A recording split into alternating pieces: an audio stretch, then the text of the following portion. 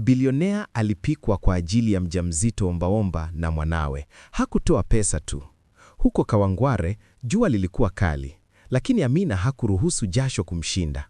Alikuwa mjamzito wa miezi 9, akiwa amebeba uzito wa maisha yake na wa mtoto. Juma, mwanawe wa miaka 10, alikuwa akishikilia mkono wake kwa hofu, macho yake yaliyojaa maswali. Mama, una uhakika tutaingia ndani? Juma aliuliza. Amina alitabasamu kwa nguvu. Ndiyo mwana wangu, huyu si mtu wa kukataa. Walipofika mbele ya jengo la kifahari, walikumbana na walinzi wakali. Watu walikuwa wakitabasamu na kuwabania. Mmechoka? Mmoja wao aliuliza kwa mcheshi. Amina alikaza pumzi. Nimekuja kwa msaada, sijui nitafanya nini. Ghafla, mlango ulifunguliwa kwa shinikizo. Kamau, tajiri wa Nairobi, alitoka, akiwa na sura ya mtu aliyekuwa amekaa dunia yote. Niambie, alisema kwa utulivu. Ni kwa nini umejaliwa kuja hapa? Amina alitulia, macho yake yakiloweka macho ya mumewe aliyekufa. Nina mjamzito, sina chakula na sina mahali pa kwenda. Kamau alitazama kwa muda. Sema kweli, sema yote. Na hivyo, hadithi yao ilianza kwa sauti ya kweli. Kamau alimuinua Amina ndani ya ukumbi wa mikutano. Chumba kilikuwa na viti vya samani, lakini haukuonekana kama mahali pa furaha. Mimi ni bilionea, Kamau alisema, lakini leo si kuhusu pesa, ni kuhusu uaminifu. Amina alishika mkono wa Juma kwa nguvu. Nataka msaada wa mtoto wangu, hata kama ni chakula tu. Kamau alikanyaga kidogo. Kuna kitu kinaitwa dhamana ya maisha. Nataka kukupa nafasi ya kujiokoa. Amina alishtuka. Nini maana yake? Kamau alikaza macho. Ni fursa ya kufanya kazi ya heshima. Si rahisi, lakini itaongeza heshima yako. Juma alisikia maneno hayo, akajikaza. Mama, tunaweza kufanya kazi? Tunaweza. Amina alikaza pumzi. Tunaweza, lakini ninahitaji msaada wa kwanza. Kupata pesa za hospitali. Kamau alikumbatia kwa upole. Usijali, nitaweka mpango. Lakini kuna kitu ambacho unahitaji kujua. Amina alitabasamu kwa uchungu. Nini? Kamau alitazama dirisha. Katika nyumba hii, kila kitu kina gharama, na gharama hiyo ni siri. Amina alihisi mchanganyiko wa matumaini na hofu. Na Juma, kwa mara ya kwanza, aliona mtu tajiri akimwangalia kwa huruma, si kwa hila. Neema, mke wa Kamau, aliona kila kitu kutoka kwa dirisha. Alikuwa amepigwa na wasiwasi. Kamau, alisema kwa sauti ya chini, umependa kufanya haya, unajua unaweza kuathiri jina lako. Kamau alitabasamu kwa Neema. Neema, siwezi kuendelea kuona watu wakikufa kwa njaa. Hata kama nina pesa, siwezi kukaa kimya. Neema alikaza mdomo. Unajua siri yako itatokea, unaishi kwa uongo. Kamau alikanyaga mguu. Siri yangu ni kwamba nilipata pesa kwa njia ambazo siwezi kuzungumza nazo, lakini sasa ninaweza kubadilisha. Neema alikaza macho. Na kama unabadili, utaanguka. Kamau alitulia. Labda ni wakati wa kuanguka. Labda ndiyo njia ya kuamka. Neema alikaza pumzi. Hii hadithi ya Amina haitakuwa rahisi. Kuna watu watakuangamiza. Kamau alitazama nyuma yake. Nataka kuwasaidia, hata kama nitapoteza kila kitu. Neema alikanyaga kidogo, lakini hakusema tena. Ndani ya moyo wake, alijua kama Kamau alikuwa amepata hisia za kweli kwa mara ya kwanza. Amina alirudi nyumbani kwa kutojua. Mtaa ulikuwa umejaa kelele za biashara, lakini nyumba yao ilikuwa na ukimya wa kusikitisha. Juma alifungua mlango kwa uchovu. Mama, umeona? Alisema atatusaidia. Amina aliketi chini, akijaribu kupumua. Nimeona, lakini najua kuwa nitakuwa na mtihani. Juma alikazia macho. Mtihani gani? Amina alimtazama kwa upole. Kamau alisema kuna kitu kinaitwa dhamana ya maisha. Inaweza kutusaidia, lakini itabidi tujiweke chini. Juma alishikilia mkono wake. Sisi ni watu wa kazi mama, tunaweza. Amina alijaribu kutabasamu, lakini macho yake yalianza kumwaga machozi. Juma alisema, naomba uamue, unataka maisha ya heshima au maisha ya hadhi ya haraka? Juma alishika uso wake. Nataka maisha ya heshima. Amina alikumbatia. Wakati huo, kutoka mbali, walikuwa wakisikia sauti ya watu wakilaumu. Walisema, mtu tajiri ametoa msaada kwa mjamzito, lakini hakutoa pesa tu. Na kwa mara nyingine, Amina alijua, safari yao ilikuwa kuanza. Kamau alimpa Amina kitabu kidogo cha rangi ya bluu. Alisema, hiki ni mpango. Kuna kazi ya kuleta maji safi kwa jamii, na kuna timu ya watu. Utashiriki? Amina alichukua kitabu kwa mikono iliyoyumba. Lakini mimi sina elimu ya kufanya kazi ya teknolojia. Kamau alitabasamu. Hii si kazi ya teknolojia, ni kazi ya moyo, ni kazi ya kuamini. Juma alikanyaga kwa shauku. Mama, hii ni kazi gani? Kamau alijabibu. Ni mradi wa maji safi kwa Kawangware. Watu wanakunywa maji ya uchafu na nitakupa nafasi ya kuwa kiongozi wa timu. Amina alitabasamu kwa mshangao. Kiongozi? Kamau alikazia.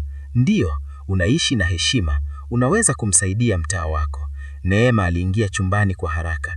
Kamau, una hakika? Kamau alimtazama. Nina hakika, huyu ni mwanamke wa nguvu.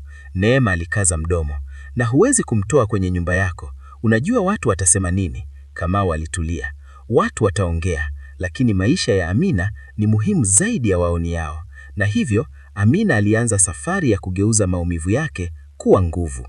Amina alikanyaga mtaa wa Kawangware akiwa amebeba kitabu cha mpango. Juma alimtazama kwa mshangao.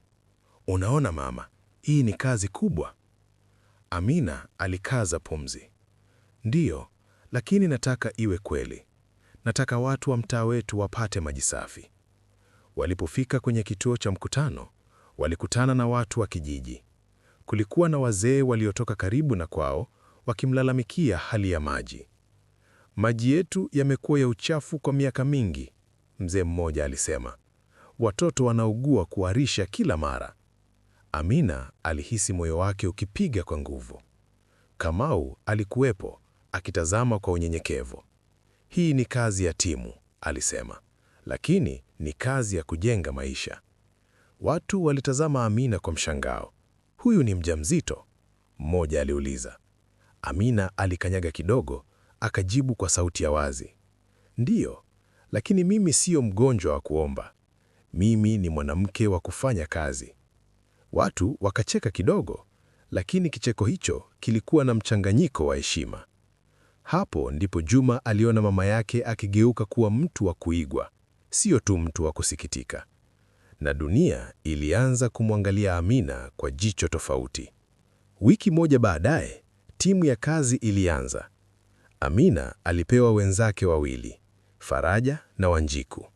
Faraja alikuwa na umri wa miaka 28 na alikuwa na sauti ya kuhamasisha. Wanjiku alikuwa mkulima wa zamani, mwenye mikono mikubwa na tabasamu la huruma. Sasa, Faraja alisema, tunahitaji kujua wapi tutachimba kisima. Amina alitabasamu. Tunahitaji uaminifu. Tunahitaji watu wa mtaa wetu.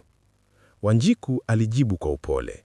Sisi ni watu wa mtaa wetu, lakini kuna mtu mmoja anataka kutuzuia.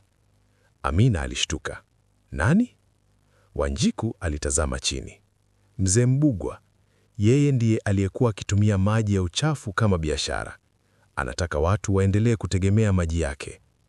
Amina alihisi kama kichwa chake kinazama. Kamau alijua kuhusu Mbugwa, lakini hakutaka kuingilia. Lakini sasa hadithi ilikuwa imeanza kupendeza. Watu waliendelea kuja, wakitoa michango ya kidogo kidogo. Juma alijaribu kuokoa pesa kwa kuuza kachumbari. Lakini siku moja, alipokaribia kumsaidia mama yake, aliona mzee Mbugwa akimwangalia kwa ghadhabu. Mbugwa alilia. Huyu ni mtoto wa Amina. Nitamfanya ajue kuwa hapana. Na kwa mara ya kwanza, Amina alijua vita ilikuwa karibu. Siku ya kazi ya kwanza ya kuchimba, timu ilifika eneo la Mwiki. Walipokuwa wakichimba, mawe yalikuwa magumu na jua lilikuwa kali. Amina aliona Juma akikaa pembeni, akipiga makofi kwa matumaini. Mama, Juma alisema, unaona, maji yanakuja. Amina alitabasamu. Lakini ghafla, sauti ya mwizi ikatoka nyuma yao. Mtuje hapa, mzee Mbugwa alikimbia akiwa na watu wake. Hii ni mali yangu, hamna haki ya kuchimba hapa. Faraja alitulia. Hii ni maji ya watu, huwezi kuwazuia. Mbugwa alitabasamu kwa uovu. Nitaonyesha kama nina nguvu. Aliamrisha watu wake kutupa mawe na kuleta ghasia. Amina alikimbia akimkumbatia Juma. Toka hapa mtoto wangu. Kamau alifika kwa haraka akiwa na walinzi wake. Hii ni kazi ya maendeleo, Kamau alisema kwa sauti ya kali. Hakuna mtu atakayesababisha vurugu.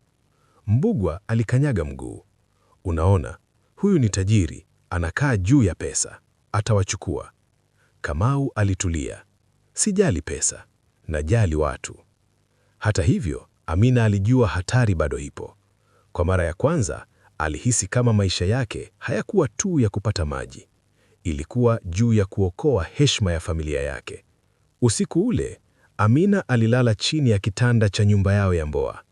Juma alishika mkono wake, macho yake akiwa na machozi. Mama, unaogopa? Juma aliuliza. Amina alikaza pumzi. Ndiyo, lakini hofu siyo ya kukaa nayo. Hata mimi ninahitaji nguvu. Juma alimkumbatia. Nataka kukwambia kitu. Amina alimtazama kwa mshangao. Nini?